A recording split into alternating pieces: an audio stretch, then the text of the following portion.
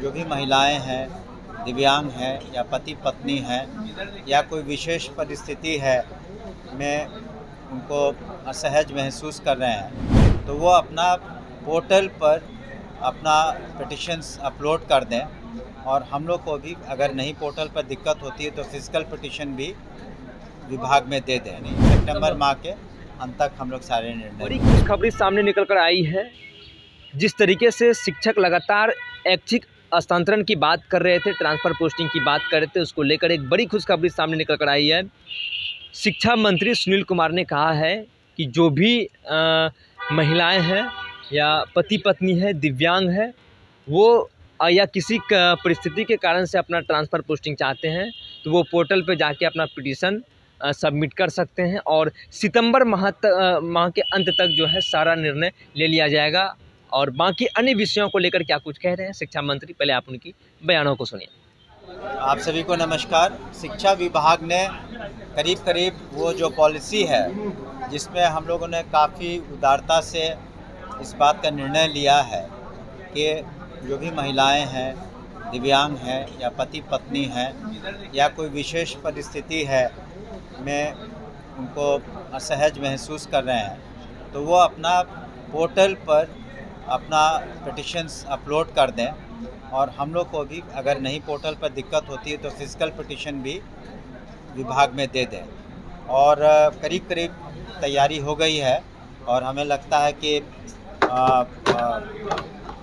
एक सप्ताह के अंदर या 10 दिन हो सकता लगे, उसमें हम लोग अप्रूवल करके फिर उसको प्रोसेस करने में जो वक्त लगे, 1 सप्ताह 2 सप्ताह जो लगे, हमें उम्मीद है इस महीने के अंत तक, इस महीने नहीं सितंबर माह के अंत तक हम लोग सारे निर्णय ले लेंगे। सर, शिक्षा विभाग ने आदेश जारी किया है कि जितने भी शिक्षक हैं वो ऑनलाइन अटेंडेंस लगाएंगे। इसका कई शिक्षक संघ और शिक्षक विरोध भी कर रहे हैं कि वहाँ पे नेटवर्क प्रॉब्लम होता है। करीब ये कभी कहीं परेशानी आ रही है तो ऐसा नहीं है कि किसी का हम लोग कटौती करते हैं। उसमें जो हम लोगों का पोर्टल है तो उसमें कभी ऑफलाइन या अन्य कारणों से परेशानियां होती हैं।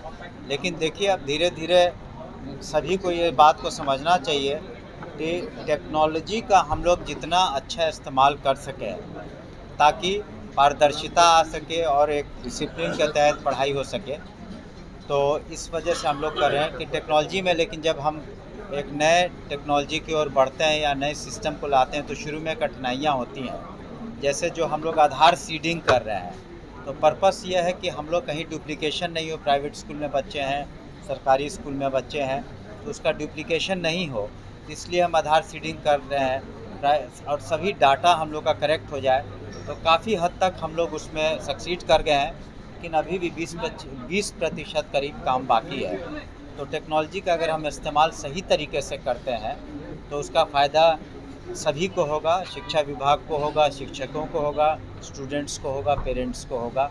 इस वजह से हम लोग प्रयासरत हैं। सर, पटना के नासरीगंज घाट पर एक शिक्षक की नाव से गिरने से मौत हो गई थी, जिसके बाद कई शिक्षक अपनी सुरक्षा की मांग भी कर रहे हैं कि कई इलाकों में बाढ़ की स्थिति है, हमारे लिए सरकार को सुरक्षा मुहैया करानी चाहिए।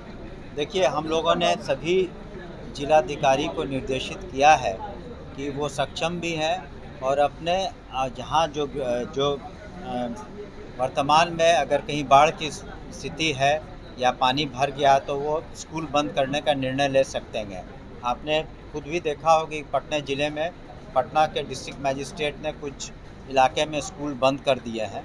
तो वो सभी जिला जो अधिकारी हैं वो स्टेट ये डिस्ट्रिक्ट डिज़ास्टर मैनेजमेंट कमेटी होती है, इसके वो अध्यक्ष होते हैं।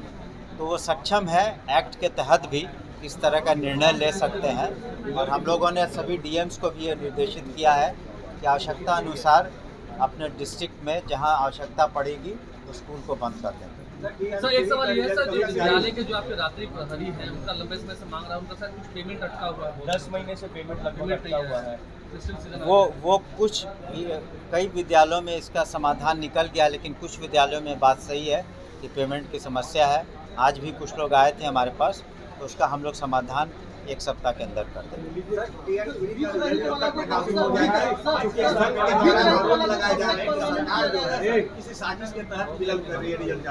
देखिए, जो परीक्षा हुई है, हम लोगों ने भी जो परीक्षा कंडक्ट कराया गया है उनसे भी अनुरोध किया है। डिपार्टमेंट परीक्षा कमीशन कराता, तो उसमें जो परीक्षा की गई, हमें उम्मीद है कि हमें आश्वासन दिया गया कि बहुत जल्दी रिजल्ट आ जाएगा।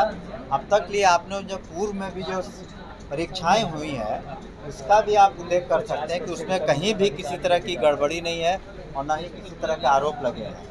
तो ये तो आरोप लगाना कि वहाँ गड़बड़ी हो रही है, मेरे ख्याल से बेबुनियाद बातें हैं।